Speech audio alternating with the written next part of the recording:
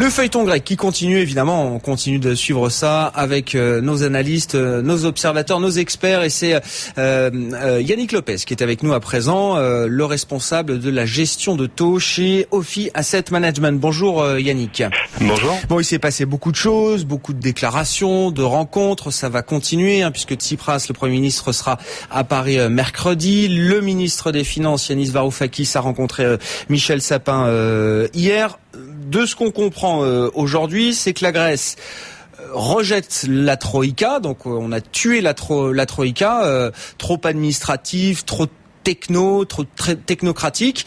On veut des discussions politiques, sauf qu'en tuant la Troïka, évidemment, ça a un certain nombre de conséquences. Et il y a une échéance assez rapide, là, fin février, semble-t-il. On devait verser à nouveau de l'argent à la Grèce. Si on continue dans ce chemin-là, cet argent, la Grèce ne le verra pas. Et d'ailleurs, elle n'en veut pas aujourd'hui.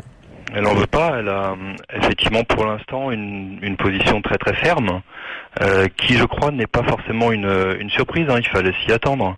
Après avoir été élu, il fallait pas non plus s'attendre à ce qu'il y ait un adoucissement très très rapide des positions de Syriza. Donc je pense pas que ce bras de fer soit réellement une surprise. C'est vrai il y a cette échéance que vous mentionnez, que vous rappelez, qui est la fin du programme officiel, qui devait effectivement permettre de verser une dernière tranche de 7 milliards.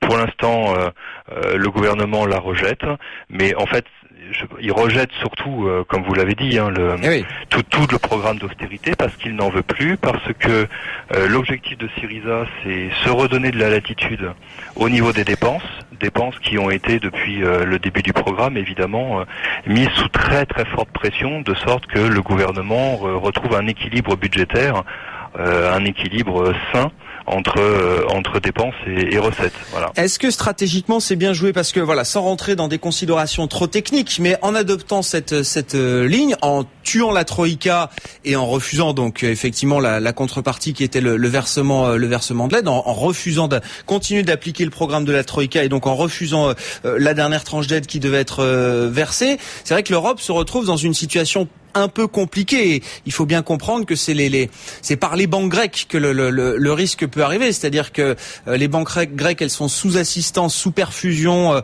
de la Banque centrale européenne. Fin février, s'il y a plus d'argent dans les caisses, il y a un vrai risque de panique autour du secteur bancaire.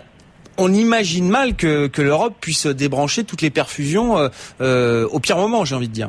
Oui, le problème, c'est que là, on est dans un jeu dangereux, c'est-à-dire je pense qu'il faut vraiment avoir conscience que les deux parties, c'est-à-dire l'Europe d'un côté et la Grèce, ont vraiment beaucoup à perdre de cette situation. C'est pour ça que, à titre personnel, j'ai la conviction que une solution in fine sera trouvée, une solution qui finalement alignera les intérêts à la fois des créanciers, d'un côté, qui ne veulent pas forcément et perdre de l'argent, ou tout du moins à court terme perdre la face, notamment d'un point de vue politique, et de l'autre côté la Grèce et le peuple grec qui veut sortir de cette situation absolument abominable. Je vous rappelle que depuis 2008, le PIB grec a baissé de 30%.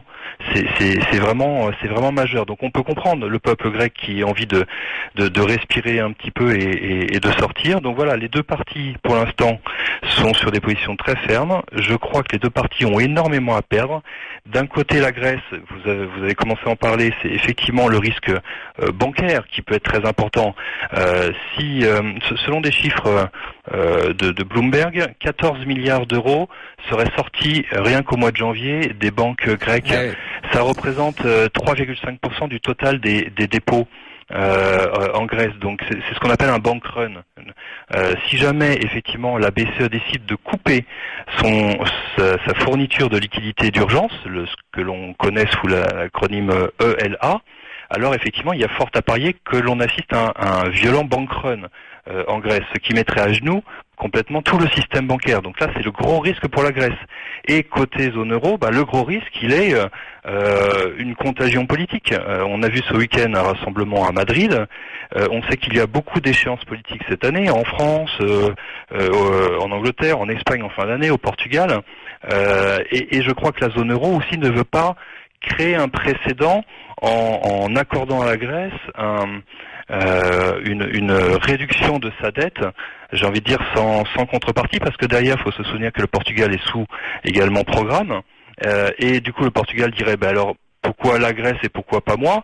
Et puis il faut se dire d'autant aussi qu'ils peuvent se targuer d'avoir encore appliqué de meilleure manière, j'ai envie de dire, le programme de la Troïka. Hein. Ça, et puis on peut extrapoler à l'Irlande, qui elle a plus que qui s'est bien plié au programme et qui pourrait très bien dire vous êtes sympa, mais moi j'ai joué le jeu et eux ils n'ont pas joué le jeu et pourtant vous leur accordez une réduction de la dette. Donc voilà, tout ça pourrait créer une instabilité politique très importante et donc ça c'est le gros risque, c'est l'un des gros risques en zone euro. Donc vous voyez bien que les deux parties ont beaucoup à perdre dans cette situation. Je reste convaincu qu'une solution, je vous dis, alignant les deux intérêts sera trouvée. Maintenant, ils viennent d'être élus. Je pense que la fermeté de leur position est assez de bonne guerre, j'ai envie de dire. Les discussions vont se poursuivre et d'autres rencontres, évidemment, sont prévues cette semaine. Merci beaucoup, Yannick. Yannick Lopez, responsable de la gestion de taux chez Ophi Asset Management.